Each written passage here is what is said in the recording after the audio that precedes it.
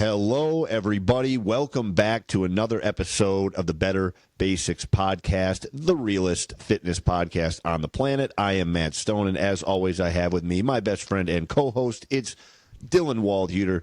Dylan, it is so good to see you, my friend. We were chatting a little bit before we hopped on, but it's great to see you as usual. How's your week going? It's been a good week. You're about 10 minutes late hopping on here. How was your poop?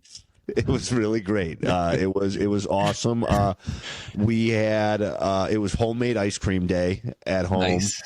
And I got home after a killer swim sesh and a super long sauna sesh, very dehydrated, but there was fresh ice cream. So instead of going over to the water dispenser in my house, I went right for a bowl and a spoon, which, was certainly the delicious route to go.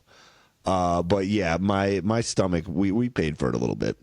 Yeah, I've been, we had a bunch of snow, and when it snows, we get a bunch on the back patio, and the back patio is where we let the dogs go to the bathroom. And so when it snows, they don't know the difference between the back patio and the yard. And so we had snow on the ground out there, and I didn't clear it off the porch. And today I spent a good hour pulling turds off. The snow is melted now. Pulling turds off the deck. Dude, I filled a shopping bag. We're talking like 3 to 4 days of dogs pooping. And it was a nightmare. So I have my own experience with poop today. I mean, I took one as well. It was a pretty good poop, but I'm happy you got Lucy's a big dog. We don't. Yeah, she's a big dog, you. but Bodie takes bigger poops than Lucy. Bodie's half her size. Wow. This 50-pound dog takes poops like you would not believe, dude. Well, we appreciate the new dog update. That's really, really important. Let's transition into the hot topic for the day. This one is a new study that was published on PubMed, all about overtraining and some of the negative effects that it can have on people's bodies. Yeah, I think it's from 2023.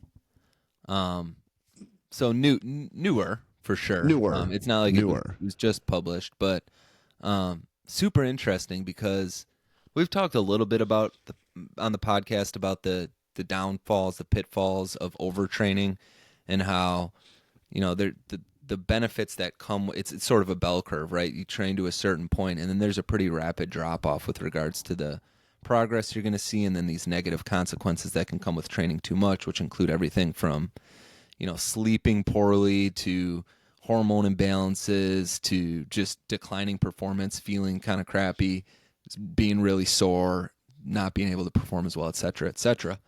But what this study is telling us is that not only do we face these physical consequences that we've been very well aware of, but that there are also pretty significant mental performance consequences to overtraining.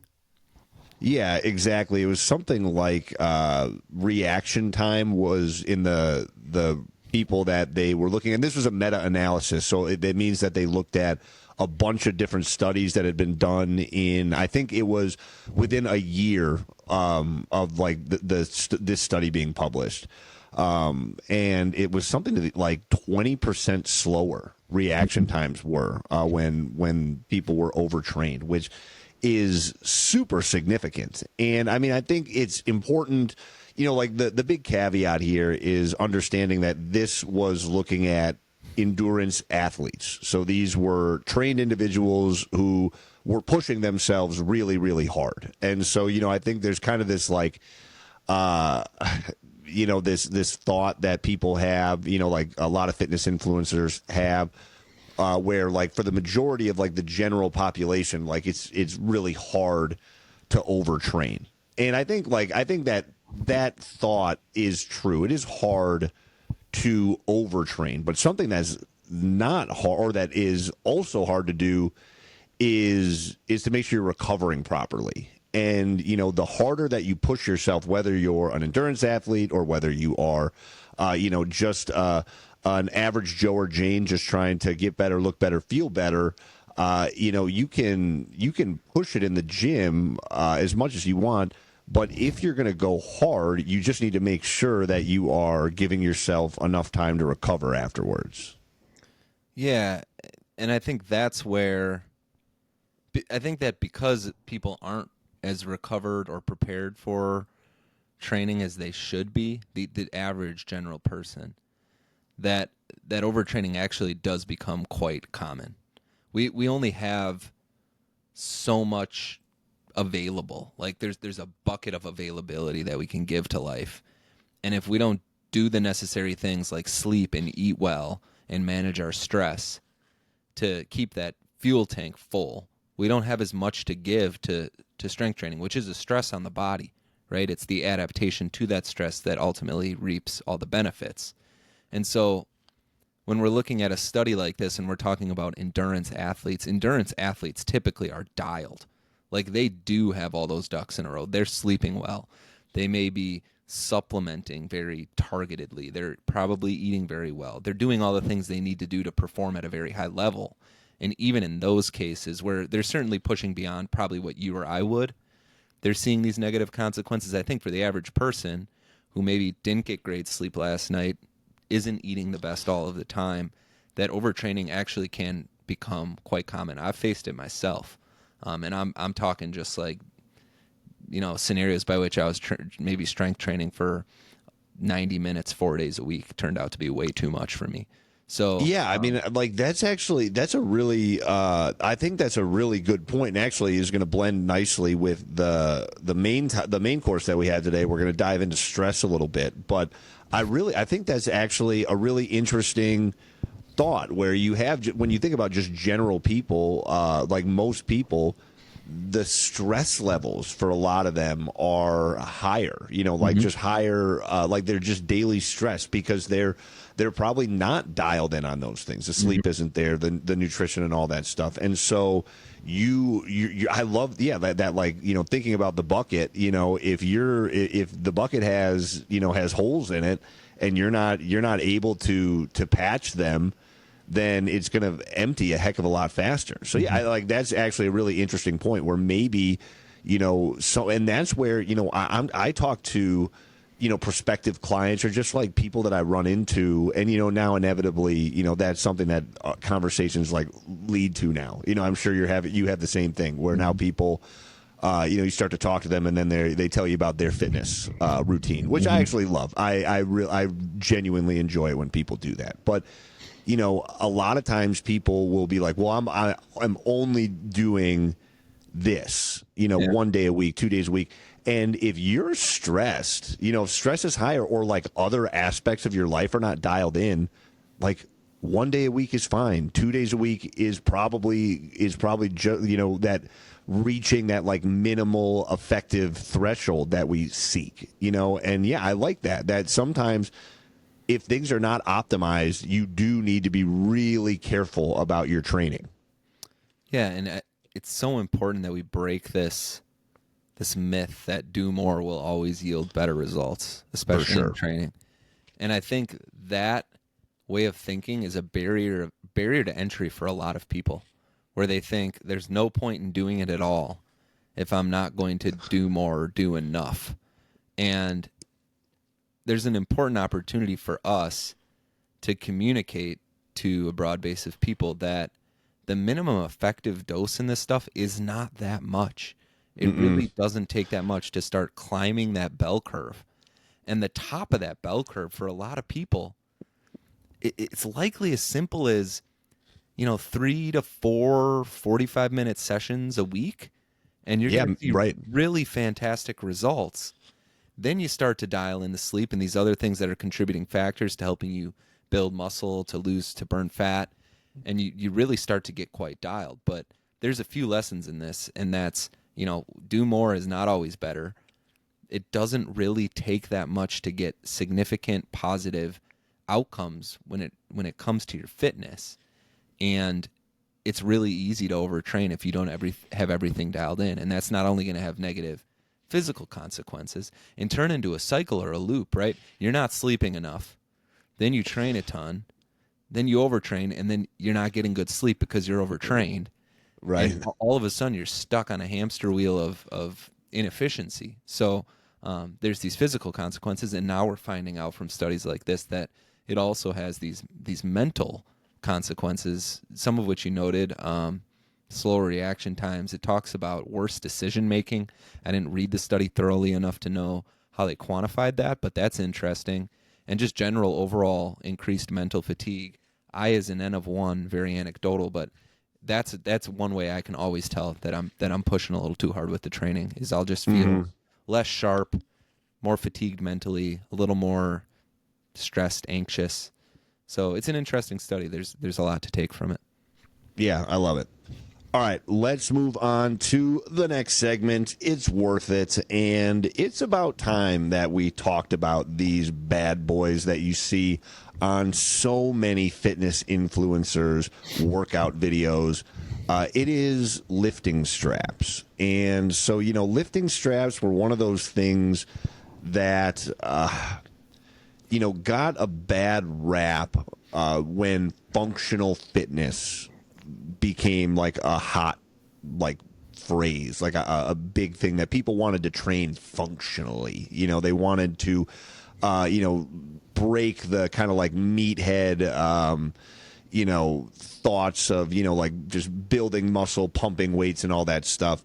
And they wanted to only train with what the body with athletic movements and realistic training. And so the thought of using lifting straps, which if you don't know what they are, I mean, there's a bunch of different varieties, but the most simple ones just go over your wrist, and then there's like a long strap that comes off of it, and you just wrap it around the barbell or dumbbell or whatever heavy weight you're lifting, and it just takes some of the pressure off of your grip, so it allows you to lift heavier weights.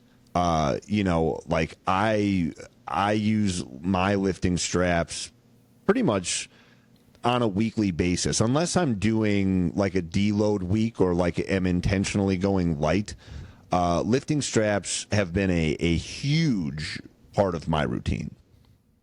Yeah, they make the exercise, they put more of the exercise into the target muscle, I think, which is why they can be really valuable. I've sort of gone 180 on these. I think I was a no straps purist for a long time, really thinking sort of along those functional lines that you shouldn't use these crutches.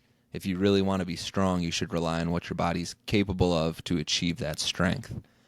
But then as I got stronger, it became abundantly clear to me that at a certain point, my grip strength was always going to be the limiting factor if I wanted to build my back or my posterior chain further. And I now think straps are a fantastic tool in the gym. Some of it is a question of what's the goal you're after. If you're a rock climber or you're looking for more functional strength, don't use the straps. If you're looking to build more muscle and get stronger overall, I think there will be a point at which they become a wonderful tool. We could maybe use like the deadlift as an example. Until you can probably do a few reps at, I'm throwing out an arbitrary number, 225 pounds or so, I probably wouldn't use them too much. And I'm talking, a man in this case. Well, I think body weight. Man. I think the body weight's a good way to think about it. Yeah. Because that's something that I've noticed. Once people seem to reach around their body weight, is when straps become helpful for an exercise like a deadlift. Yeah, that's the example here. I like that quite a bit. Yeah. Yeah, but I liked what you were saying, where it all depends on your goal. Now, for the majority of people who are strength training, the goal is to build muscle, burn fat, right? Like body recomp, like basic stuff like that.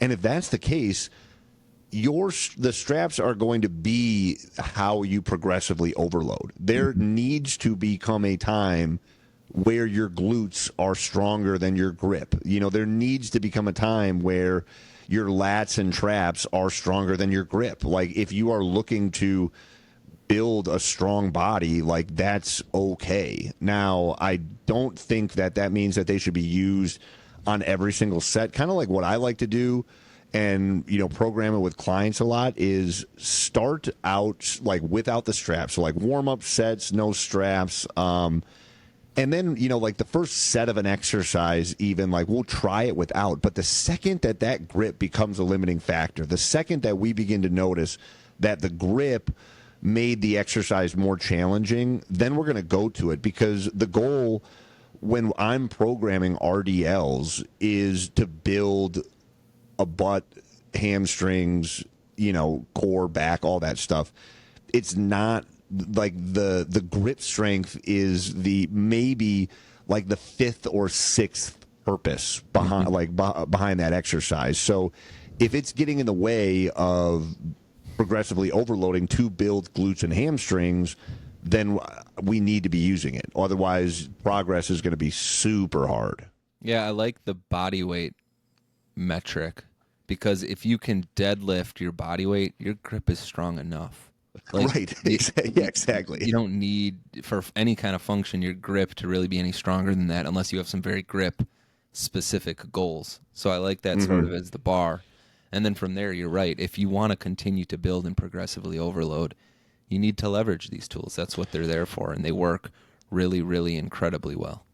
Yeah, and even like one thing that I love to do, and my clients hate it, is programming walking lunges as like I don't even love the term finisher, but like a final exercise, because it is, it's a great like total body burner. It gets the heart rate elevated. I think it's an awesome exercise to begin with, and I really love it programmed at the end of a workout. But a lot of times by the end of the workout, like everything is fried. Legs are fried, core's fried, grip is probably fried. And what we're trying to do is just get one last final push. And I don't, even if I'm not going the heaviest that I've ever gone, or like trying to go super heavy on those walking lunges, if my body's tired, I'm just looking to survive that exercise. So I'm going to give myself, a little leg up. So like I'll use straps for all of those sets there. And it's just like one of those things that they're really just, they should be in your gym bag. They should be something that you have when you go to the gym if you need them. And I don't think that, and I think this goes for everybody, men, women, young, old, does not matter. I've got 70-year-olds that use lifting straps. I've got, 30-year-olds that use lifting straps. And here's the best part. They're cheap. They're super cheap. I mean, like the pair that I got that I've had for, I don't know, like 3 years now, I got off Amazon for under $20, and they're just fine. Like I love them. So, go to Amazon or whatever sporting goods website, like shopping website you like to use, find a cheap and highly rated one, pick the color that you like, and just add them to your gym bag, because they are like for sure going to make your lifts better. Yeah, and you can use them anytime you're gripping anything. So, like a single arm dumbbell row, I'll use them from time to time there, because all the time. I'll get to a point in a set where I have 3 or 4 more reps in my lat and back, but not in my grip. And so essentially I'm making a decision. Do I use the strap so that I can continue to progressively overload my back? Or do I not use the strap and discontinue the exercise? Like just doesn't make sense, right? Like if you want to continue to progressively overload and get stronger, you have to get the grip out of it to some degree. So yeah, and if grip is the most important aspect of your training, then you should probably be training differently. You probably will be training grip in other ways if your program. Yeah, exactly. Yeah, so like your pull-ups, there are all sorts of places in a good training program where you're going to train grip tangentially to the movement you're doing.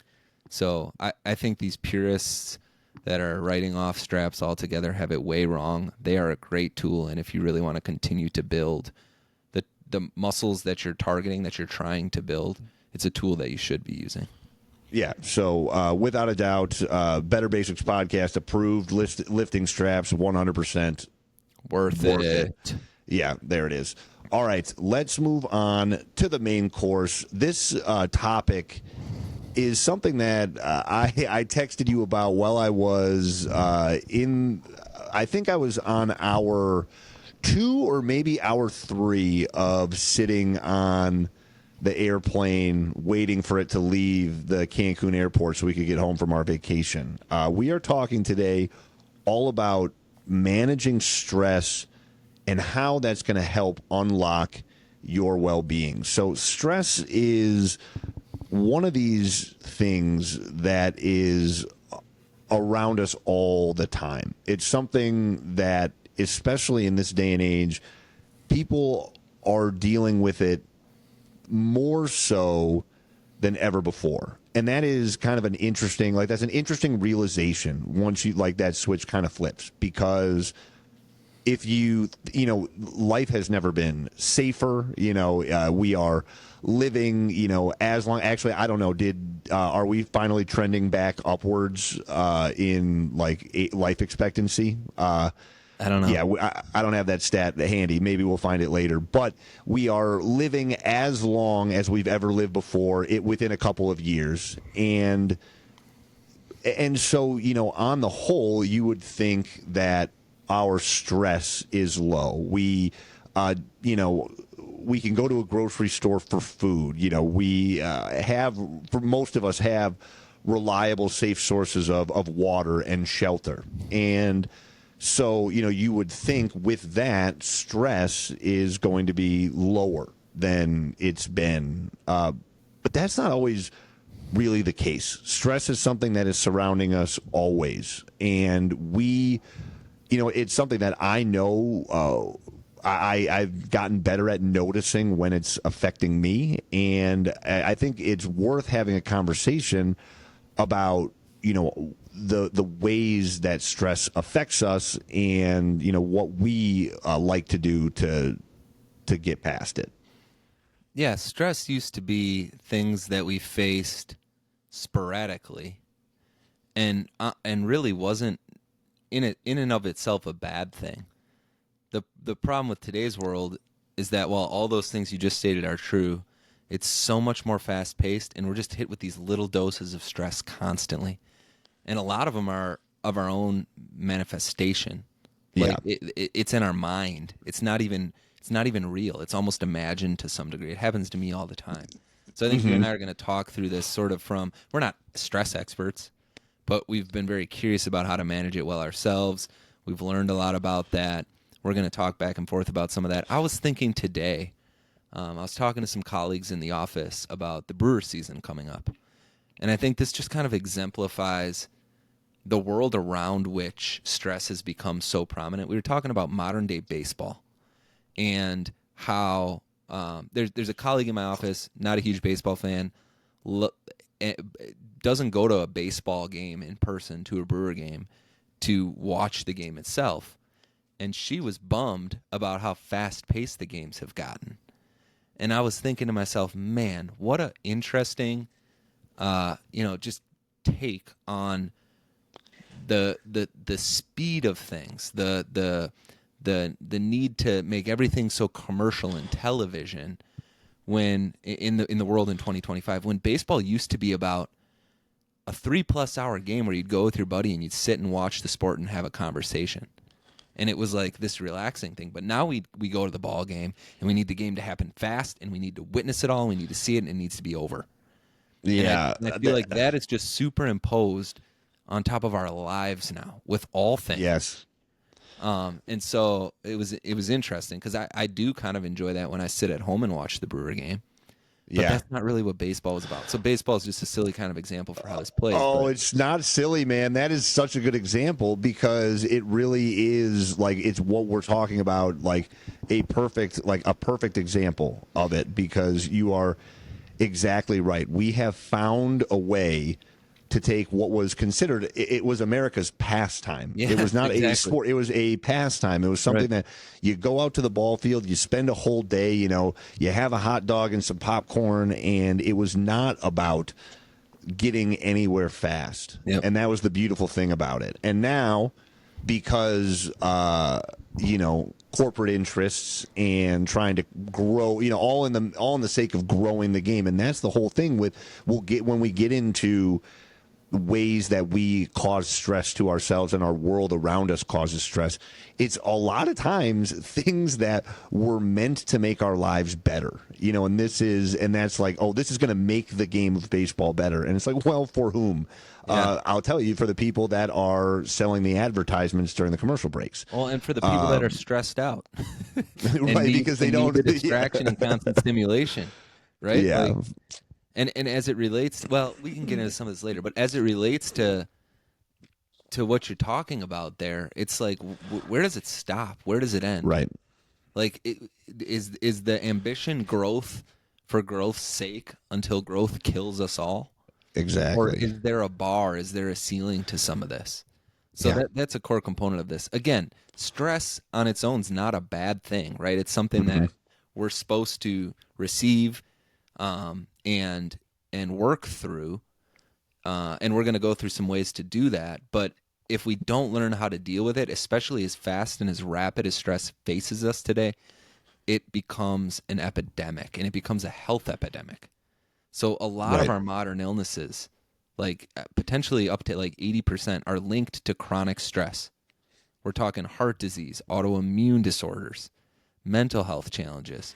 It's really, really bad. There was findings from the Mayo Clinic reporting that chronic stress increased the risk of a number of different health problems, including anxiety, depression, digestive issues, headaches, muscle tension, heart disease, sleep disturbances, like mental and physical health consequences. So these things are they're not only like making us less happy and decreasing our overall general well-being, but they're making us physically sick. Yeah, I mean, I think about my highest stress periods in my life, and they always are accompanied by poor sleep. It's one of those things every single time that I can think about the points in my life when I was most stressed. I always had trouble sleeping, and it's usually waking up in the middle of the night, having a thought of whatever's stressing me out creep into my head, and then not having the tools or know-how to shake that feeling so I can go back to bed. And that's what I really like that's one of like those like useless moments of stress. And we can talk about like the, different types of stress later, but it's one of those things where at 3 a.m, that stress is not serving me. It would be one of those things where if I'm dicking around, when I should be working, but I'm, playing Brick Breaker on my phone or whatever. Is Brick Breaker can you still play Brick Breaker on your phone? What is Brick Breaker? That was like one of the original phone games where it had like the little tile that you moved down at like the bottom of the screen. Tetris? And the ball would not Tetris, Brick Breaker. Yeah, Brick Breaker. And the ball would bounce and you had to hit all the little Yeah, I'm with you. All right. I'm sure they're I have like no go idea. to the apps. I doubt that's on the iPhone, Matt. Go to the app store, and I'm sure there are like 1,000 different like new Brick Breakers. But maybe at that point, that's where stress can be useful, because the thought pops in your head, oh shit, okay, I can break the high score later.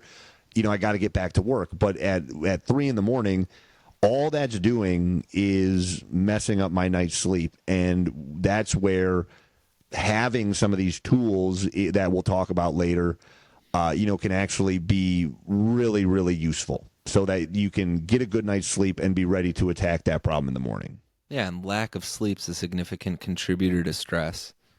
And then you're stressed, and then your stress is contributing to poorer sleep. It's another one of these things where you just get on this hamster wheel. It's difficult to get off. So this stuff can be really challenging to manage. So like when you're faced with that, when you wake up in the middle of the night and your thoughts are racing, it's difficult to know, like, how do I turn this off? How do I work through this? What do I do about this? And so we can get into some of that. I mean, just to maybe close the book on some of the health impacts. There's also studies showing that chronic stress leads to weight gain. It actually increases your susceptibility to illness. So I've noticed at periods of my life where I'm stressed especially stressed out, I'll get sick. I'll get a cold. And that's proven out through some of these studies. So there is this like connection between the mental and the physical, the mind and the body. And it's important that we recognize that, as we face stress mentally, a lot of these things can start to materialize physically. And we have to be taking care of both in order to holistically address the problems that we're facing when it comes to stress. Yeah, for sure. But I think, one of the major issues with stress, and I heard this, the first time that I heard this was on that Diary of a CEO podcast. I don't want to it's Gaudet. What's his first name? Mo Gaudet. Gaudet And we or should whatever. say I believe he's Egyptian.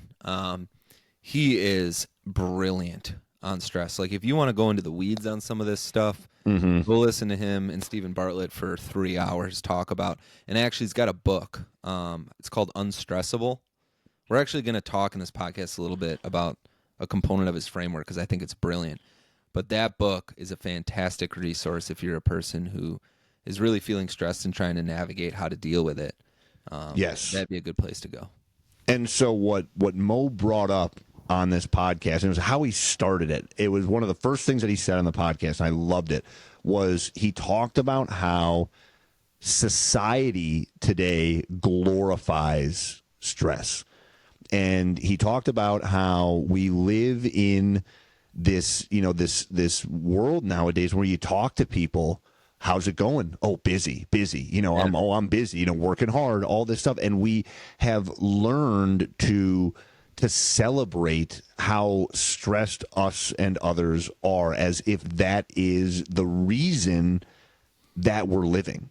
And that is such a mind fuck in and of itself. Like it is such like an ass backwards way of looking at our lives. But sometimes it really does take, somebody else telling you that to make you think about it like that, where we are living in a world that is glorifying being stressed out. Yeah, it's like this badge of honor. Like the more busy you are, the more successful you are. So the better you can communicate how busy and stressed you are, you must be a significantly more successful person than somebody that's relaxing and taking it easy. Right. And that's just it's not true. It shouldn't be true, but it's certainly an important kind of misunderstanding in culture. I think it lives everywhere. And this kind of goes back to the point that I started to make earlier, which is like what is the ultimate goal here? Like what is the limit? What's the ceiling? What are we all ultimately after? And I think the dream we've been given is it's sort of to the overtraining point as well. Like more is better. More. The more we can do, the more we can produce, the harder we can work. It's always going to yield better results. Right. And I don't think that's true. I brought this up on the last podcast too, right? Like, how can we do less to yield more? Is a question I think we should be asking ourselves. And if we can achieve, 95% of the impact while being significantly less stressed, why are we, to achieve that additional 5%, giving so much to the point where our well-being is suffering, our health is deteriorating, we don't see our kids, we're not happy in our marriage, whatever it is, this stuff starts to cascade. And it's all around an ambition for what? What is the impact we want? What is the ambition we're after? Is it really to be as rich as possible at the risk of being stressed out all the time, and then all of a sudden you're 65 and it's time to retire and then you get to relax? Like why is that the ambition? Why is that the American dream or the global dream around what it means to be successful kind of in a capitalistic society? It's fucked up. Yeah. And we'll talk more about like conducting a personal stress audit and like what that really means. But it really is one of those things that you got to remember that you succeed at what you set your priorities to. And so, what do I need to limit? What do I need to eliminate to achieve that impact that you were talking about. And you got to make sure that it's constant, constant correction, because this world that it's never been easier to be distracted, and distraction and stress go hand in hand. And that's one of those things where, when we think about like where stress comes from, it's not so much like the events. It's not so much like the things that happen, because things will happen in life. They're always going to happen. That's something that is out of our control. What is in our control, and where we stress out, where the stress comes from, is how we deal with those events that happen in our lives. Yeah, I mean, we have to break the mindset that like our happiness, our well-being is like the result of the things that are going to happen to us in our lives. It's just not the case. Like, you hear these people who are so proud of how busy they are be like, "Oh my gosh, I'm so stressed. I had another 3 meetings put on my calendar today. I didn't have enough time to get to my work. Now I'm at home. I have to do the work so that I can get ahead for the day tomorrow." And they talk about it through like this context by which these things are occurring to them. And no. You chose that job. That's the pursuit that you're after. Those are choices that you're making. And you have to own that if you're going to ever address it. So it goes back to sort of what is your goal? What impact do you want to have on the world? Is it to work that corporate job and be stressed out all the time because the choice that you made to work there is leading to these factors by which you constantly feel stressed? Or do you want to be around to hug your son more and raise him up well and ensure that he feels loved? Like, there are all of these decisions that we get to make in here. How much is enough money to actually feel satisfied to be able to provide? And then can I sort of look at and survey where I can find that, instead of choosing the thing that's going to drive me fucking nuts all the time? We have to empower people better to do that. And I'm not saying it's easy. It's not easy to just like quit your job because you're stressed and go find another job. But you can own the opportunity that does exist and start to carve out sort of inventory, to your point, which we'll talk about, where these stresses exist, and think about minor changes you can make over the short term that over time will perhaps lead to bigger consequences that can have a major impact. Yeah, that makes me think about like Viktor Frankl, who wrote A Man's Search for Meaning. And if you're not familiar with Viktor Frankl, he was a Holocaust survivor and wrote this book, A Man's Search for Meaning, all about his, about experiences in a concentration camp, and how, he was able to maintain a level of happiness because that was something that could not be taken from him. He realized that that was a choice. And so, like you said, no, it's not easy. It's not simple to, change your life, but it's really important that you do, that at the very least you ask those questions that you were asking. How much money is actually enough? What do I really need? What are my priorities? And here's the sad truth of it, Dylan, and this is something that I really, feel strongly about, and it's that a lot of people are unable to, or I think scared of, sitting with their brains, with just their brain and their thoughts. And when, they sit down, whether it's in the car or whether it's at the end of the day or at the beginning of the day or whatever it is, and it's just constantly about distraction, because if they sat with their thoughts, they're nervous about what might come up, and they're nervous about having to face the music of not going in the direction that they want to be going in, and that is too much for some people. And so, hopefully this conversation will really just, I guess, like, help shed a light on these things and help people start to ask some of those questions, and then hopefully we can provide some actual real life solutions as to what to do to work through all that. But it's one of those things. It's just like so important, and it bums me out. When you think about, you talk to a lot of people that just aren't happy with their lives, and it starts a lot of times. It seems like it's like a lack of sitting with their actual thoughts and feelings because they don't know what happiness actually means. Yeah.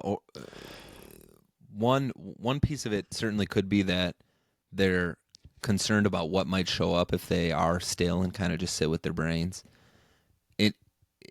It materializes for me. I had the New Year's resolution last year around sip and be still, where I was going to sit with my coffee, leave my phone somewhere else, and try to just see what showed up.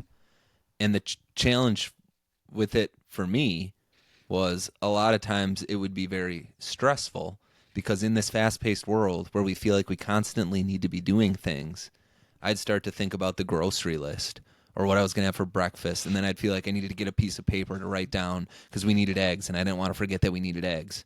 And all of a sudden, like, you're in that moment of stillness, and you're just stressing yourself out further. And to me, that was a signal, like, you need to do this more. Like this, Yeah, this it's a trick. This is it's just a trick. this is telling you that you've got some shit to work through, because we should be able to sit there in peace and observe thoughts and just let them come and go. Life doesn't need to be so fast paced. It's okay if we forget the eggs sometimes. There's other stuff in the pantry. And you're probably not going to forget them when you're at the store anyways. Right. You're going to walk by them anyways. Right. You're going to see them anyways. So like it's so easy. It happens to everybody. And I think there's an opportunity for us to kind of navigate some ways to start to deal with some of this. You referenced Mo Gaudat. Again, his book Unstressable, if you want to go way deeper on this stuff. But in that book, he talks about the ton framework. So as we start to think about kind of categorizing where different stressors come from in our lives, I think he lays it out really nicely. And this is sort of a framework for you to start to think about the different types of stresses that you face. So TON stands for trauma, obsessions, nuisances, and noise. Trauma is we all know trauma. It's your past unresolved experiences. It's the really, really hard shit. These are things that are very difficult to overcome.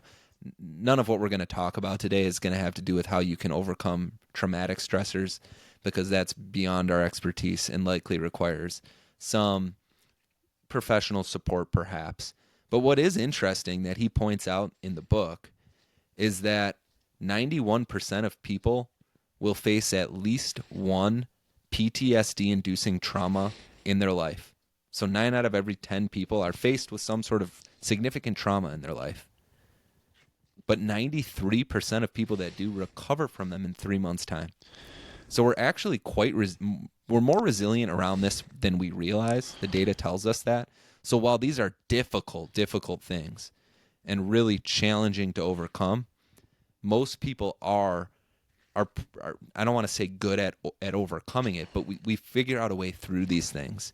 Well, but people are the human race is generally good at overcoming really tough situations. It's how we've built this life that we're in right now, because we, for generations and generations, have overcome those big traumas. And like you said, that's not something that we really feel the need to address today, because you're right. Like, those are things that well, I guess like the big thing with trauma is with these trauma events is, that they happened. You know when they happen, and you know, and then you have like something to look back on and be like, oh, this happened and that's causing me to feel this way.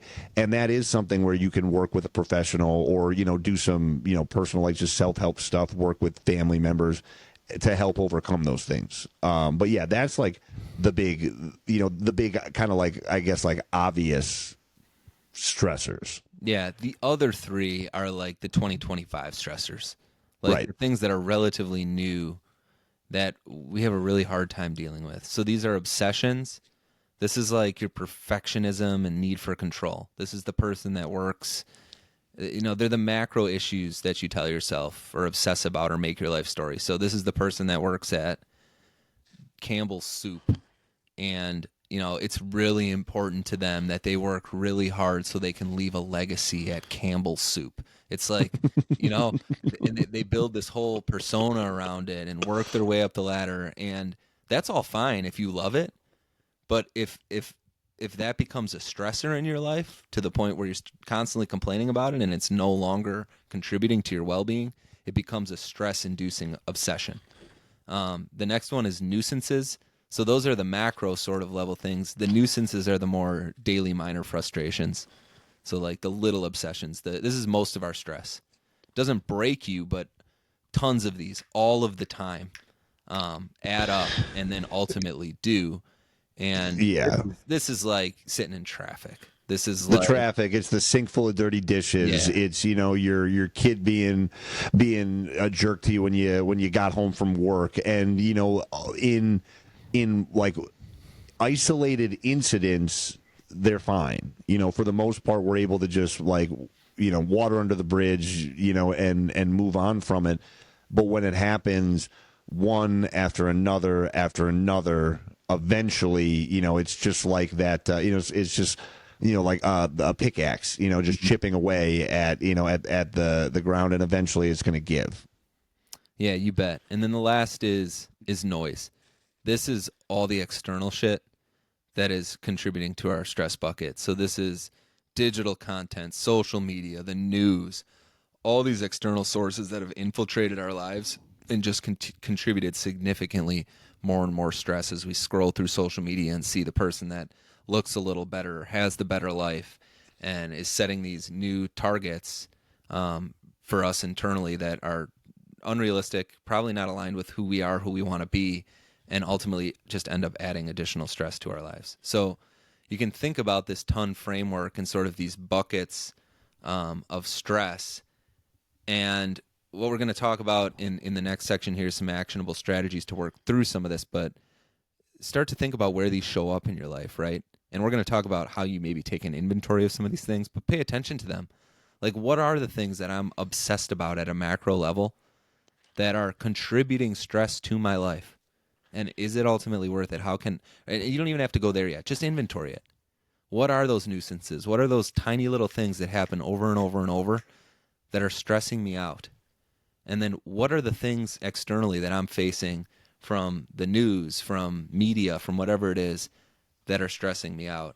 And that'll help to start to kind of navigate where these things are coming from so that you can start to think about how to modify, limit, eliminate from your life a bit. The last piece I want to talk about before we get into the solutions is around sort of life in 2025, but how it's starting to accelerate even further.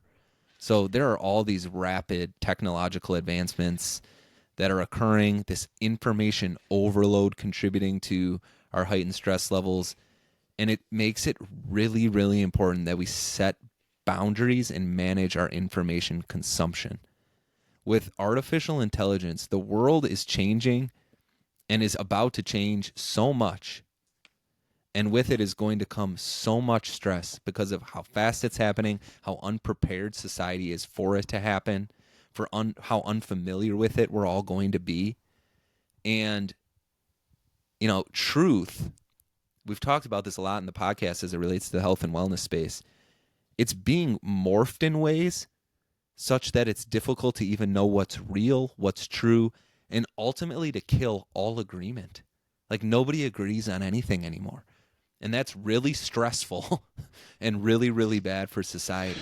So all of this to say, all that stuff we just discussed could start to accelerate even further in the face of the advancements that are coming with technology. And therefore, it's ever more important that now we start to think about the best ways to manage these things. Yeah, and so let's talk about some of these like actionable strategies that we can.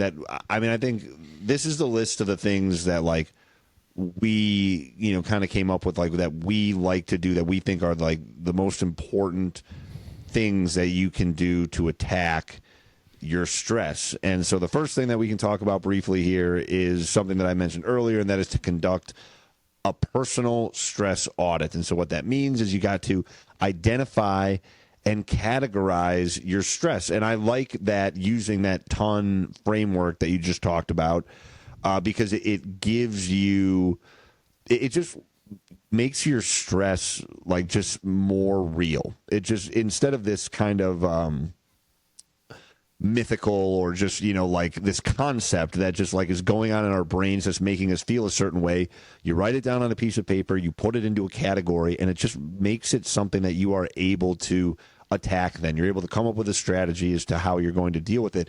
It also can help you understand that a lot of the stress that you're facing is one of two things: either really not that stressful, and again, it's how you're reacting to it, or also the other one, self-created. A lot of it is stuff that we are doing, putting it on our plate. So it's recognizing, the source, and that's the very first place to start when it comes to managing that stress. Yeah, so a good way to do this is get a little pocket notebook. This is what I did. Spend an hour on day one just kind of inventorying these things. Think about the traumas, the obsessions, the nuisances, and the noise that exist in your life, and then carry that thing for a week. And every time one of them pops up, write it down. And anytime it happens again, put a little tally by it. And you'll start to see, like, holy shit, over the 7-day course of the week, I felt really stressed because I sat in traffic for 3 hours. And now you've got something on paper that you can start to sort of assess where your stress is coming from and how you might start to think to deal with it. So it's really, really effective. I also like, Jewel was on Rogan a while ago.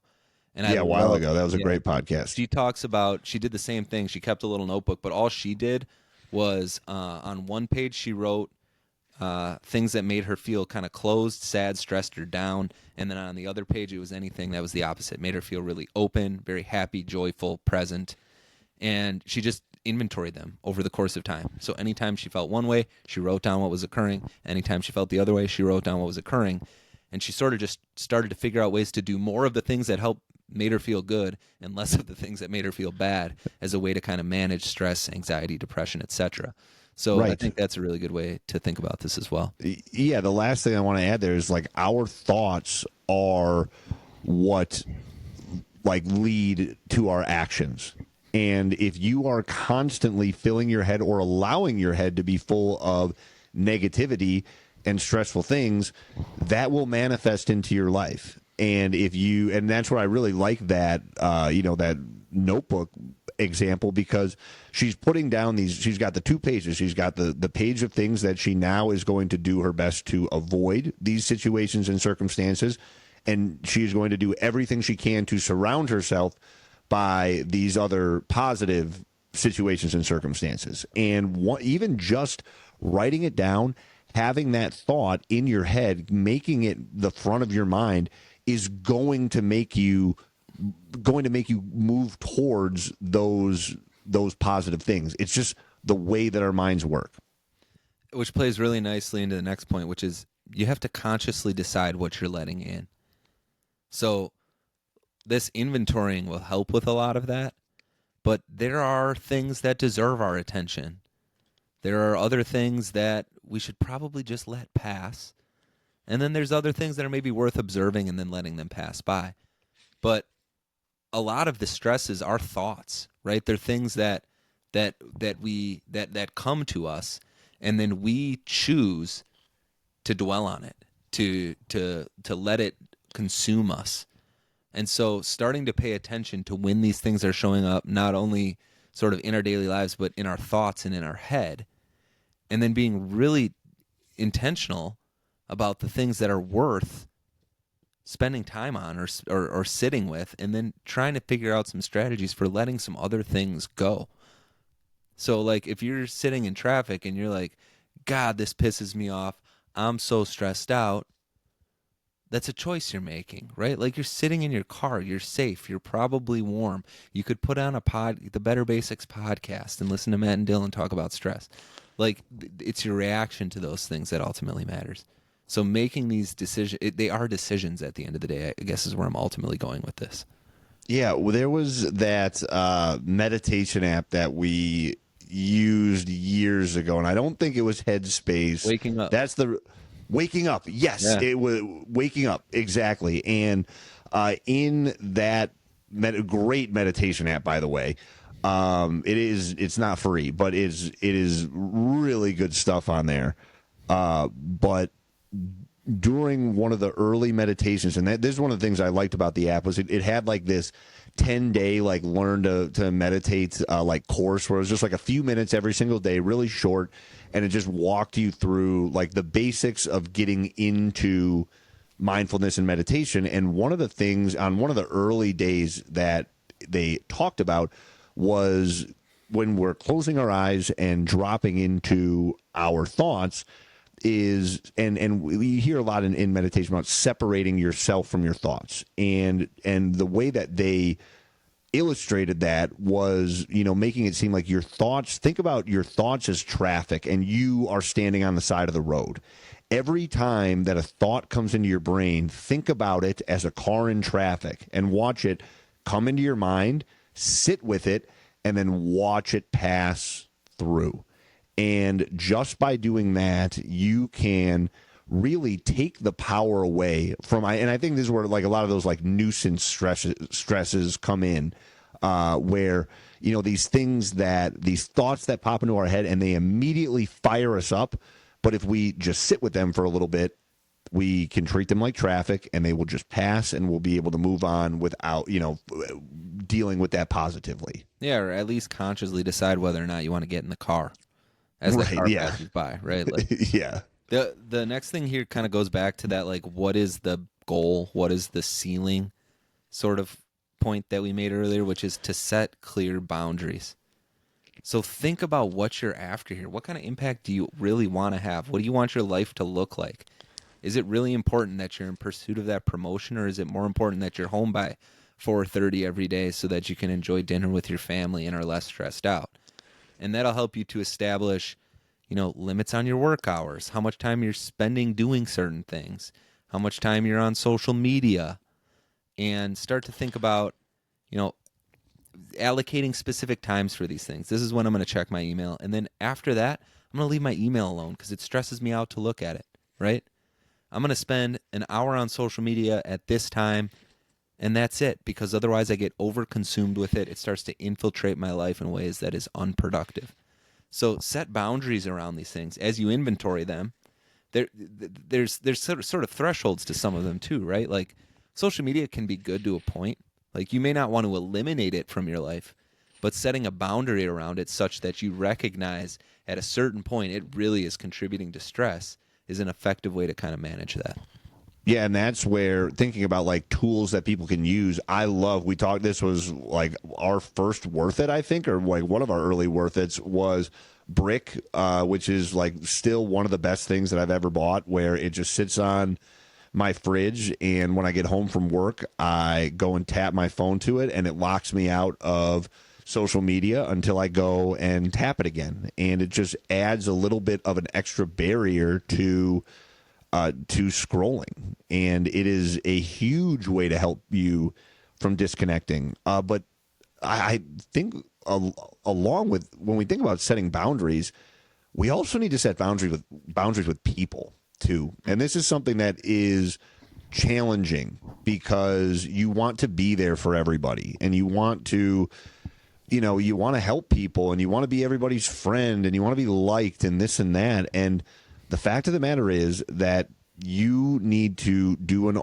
another like a social audit and see who are the people that bring you joy, who are the people that give you energy, and who are the people that take energy, who are the energy vampires in your life. And this doesn't mean that you have to cut them out right away, because they might be somebody that you really love, but you do need to like consider limiting your time with them, or understanding like, when I go get lunch with this person, I don't leave feeling better. So I need to limit the amount, like how often I get lunch with this person, or have a conversation with them and see if they're, if they recognize this and are willing to change. And if not, then you may have to cut them out, because it's so like that is so important. Yeah, a related one to the setting boundaries is sort of what I mentioned up front, which is just to reevaluate your personal definition of success. So society, I think, has really tied us to professional success. But what you do every day doesn't have to be who you are. And I think it's important that we reflect on what success means to us personally beyond these societal expectations. So focus on, what does success mean for me to be well, for me to be at peace, for me to be present, for me to be happy, for me to feel love. These things are equally, if not more important than any of that, and can help you to more holistically kind of consider what's the ceiling, like what am I ultimately after here, so that we can then start to think about the things that are outside the scope of that are contributing to our stress. Yeah, and a great way to do that is the next strategy, which is prioritizing downtime and self-care, because that is when these positive thoughts tend to enter our brains. You can have a great idea pop into your head, but it's not going to happen if you're scrolling on your phone. Mm-hmm. It's not going to happen if you are getting angry at the person in front of you in traffic. These fun thoughts and these great ideas that just come with being human tend to happen when you're doing nothing, when you are just letting your mind wander. And that's one of the things where, like my son's 8 right now, and I worry a lot about, his ability to just sit with his mind. And, this drives him crazy, but, he comes up to me every once in a while. We limit screen time in the house, and, he'll be like, I'm bored. And he knows every time he says I'm bored, my response is always the same, which is, that's good. Being bored is great. And that's something that adults need to prioritize, is where is my time to just be bored? Mm-hmm. Because when we think about downtime and self-care, a lot of people, if they were being honest, their downtime, with quotation marks, would be spent scrolling their phone, on social media, this and that. And that is not filling up your cup. That is draining. So, get bored, force yourself to be still and just sit with your thoughts and see what comes up. And, the more that you can do that, getting outside, getting sunlight on your body, reading a good book, they're just ways that just like rejuvenate you. Yeah, and one of those self-care things you can do is engage in some physical activity. Oh my gosh, train, move yes. your body, do some fitness. We know regular exercise alleviates stress. It's like a free magical solution to a lot of this stuff in a lot of ways. Improves your overall health. If you're unhealthy, that's probably a significant contributor to your stress. So think about different ways you can incorporate more physical activity into your life. And then another effective strategy is to practice some mindfulness or meditation. And that doesn't have to mean like meditation in the deep woo-woo sense. It can be what you just talked about, sitting, being still, being bored, just sitting with your thoughts instead of sitting with your phone. If you want to get more advanced, there's some great tools out there. You talked about Sam Harris's Waking Up. There's good resources to figure out how to get more advanced at it. But if you're not doing any of that right now, finding some periods of time to just sit, to breathe, to be with yourself, to see if you feel bored or anxious or stressed, or if your thoughts are racing, and start to watch those buses go by, will have major impacts on your overall stress. Yeah, we have talked about habit stacking on this podcast before, and the benefits of just adding something positive to something that you're already doing. I think about meditation, if it's something that you have just like this preconceived notion around, this like negative, kind of feeling around it, or just have never done it and don't really know where to start, your walk, like if you're taking that walk after dinner, or if you have added walking to your daily practice, that walk, if you turn off your music, if you turn off your podcast, your audio book, that is meditating. It can be as simple as going for a walk without any distraction. Like that is a form of meditation. And then you can take it to the next level by starting to observe your thoughts, being like that, watching the traffic go by and seeing what comes up there. You can work on adding some, like breath work to it. But really, if you don't know where to start, I think the two best places are, one, go for a walk, and the other one is just sit with your eyes closed for a minute. Set a timer for 1 minute, 60 seconds, and just let it happen. And that's okay. Like, meditation is not about having no thoughts in your head. That is a way to meditate, or something that a lot of people strive for with meditation. But like, all meditation really is just observing your thoughts. And it can be as simple as just as that, sitting with your eyes closed for a minute and just seeing what pops up. The last piece that is just critically important is fostering supportive relationships. And it kind of goes back to the point you made around boundaries, which is sort of start to think about the people in your life that are contributing to it in a positive way, and not even necessarily contributing to it, but rather improving your well-being, not draining from it. And start to think about the people that are maybe pulling on it a bit and are causing you some stress.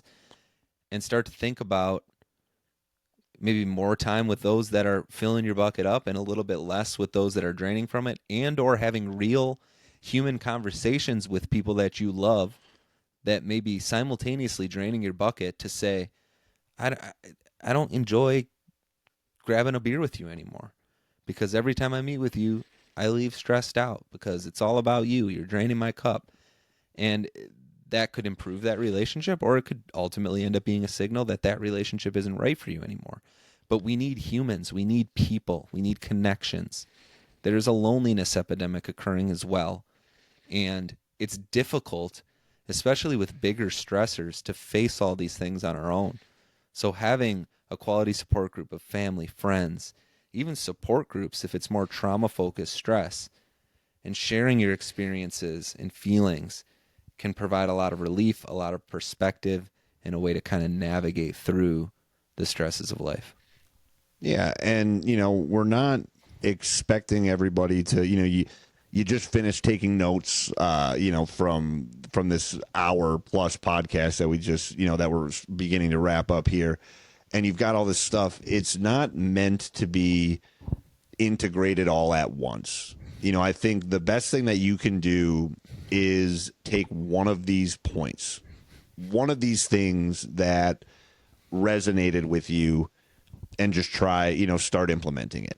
And there's also, so many, like you said, so many different resources and so many different ways, with breath work and meditation and physical exercise, etc. And maybe we'll have to do like another podcast down the road where we talk about like specific techniques for managing stress. This has been more of just kind of a surface level conversation of like how to handle it. But just start with one thing that resonates with you, or one thing that sounds like you might be able to try, and just see where it gets you. Yeah, look, stress it's complicated stuff. And I hope this doesn't come off as like pedantic or like preachy. Like, these are just things we've learned and tried that we've found to be really interesting or really effective. And we're sort of just offering them as a menu of things you could have a go at, to your point, Matt. Like, these things have been proven to be effective. They've worked for us.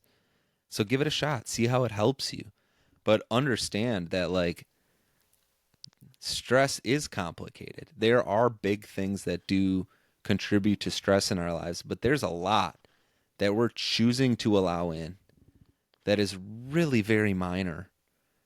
And it's all those little tiny nuances and noise things that are adding up and adding up and adding up to a point where we're burnt out, or we're overwhelmed, or we just can't do it anymore. And so that means there's a lot of opportunity in how we manage this. And I think if I was to pick one from this list, it would be to start with the inventory. Like, what are the things that are contributing?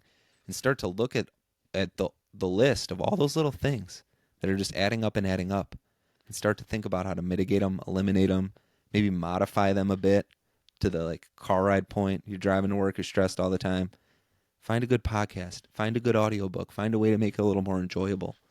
There are opportunities in a lot of this, but first thing we got to do is understand that it exists, because a lot of it is just so latent. Like, it's not obvious. It's just the stuff that is happening all the time, all the time, all the time. And then all of a sudden we're overwhelmed and we blow a lid. Yeah, exactly. All right. That was an awesome conversation. I actually really enjoyed that. And I hope that the listeners, I think there's a ton of value in there. I hope that you guys feel the same way. Normally we don't go this long. We're at like a little over an hour already with the podcast, but I love this question and answer so much that I don't want to skip it this week. This is the baseball game America's pastime episode. Yeah, sit back and enjoy it, baby. All right, Dylan. Sign off. We don't fucking care. Exactly. We're going to take our time with this one. All right. Why don't you hit us with the the Q&A today? This is such a good Q&A. The question is a grilled cheese on homemade sourdough a whole food meal? No. No, it's not a whole. Well, okay, it's partially, it's partially whole food. So I guess it all depends on like what your definition of whole food is. If by whole foods you mean not processed, then no, literally everything about that it has been processed, but it's all minimally processed. And that's like the big distinction. And that's like one of my major gripes with like the health food culture nowadays is like processed foods are terrible for you. No, food is processed. The majority of food is processed, unless you are on a strictly whole foods diet, which means that you're not even cooking stuff. People, you could even make the argument just by cutting stuff up. You are make the argument that by chewing food, yeah, you're right. processing it. Exactly. So, no, it's not a whole food meal. But does that mean it is a bad meal? Absolutely not. Sourdough bread is phenomenal for you, obviously, as somebody that is that is in a long-term committed relationship with somebody who owns a sourdough bakery. I don't have another thing to say about that. But no, sourdough bread is great. I mean, it should just be flour, water, and salt.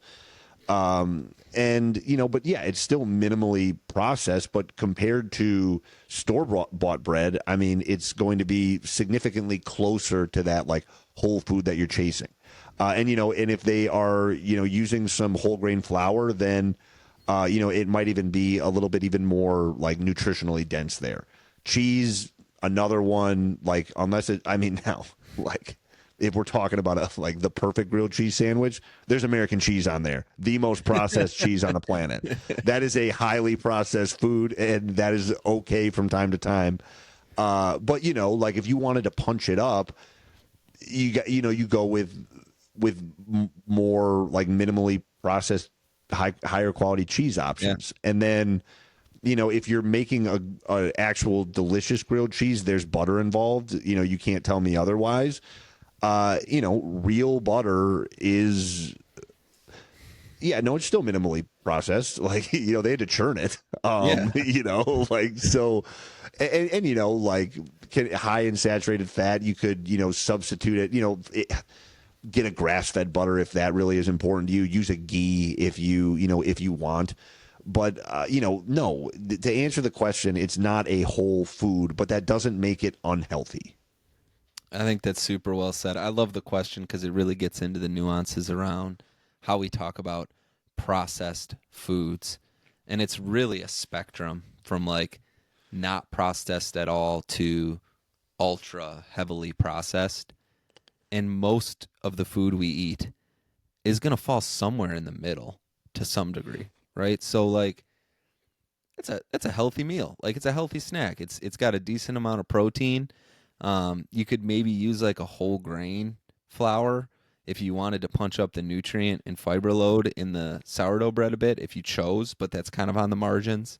There's some healthy fats in the butter.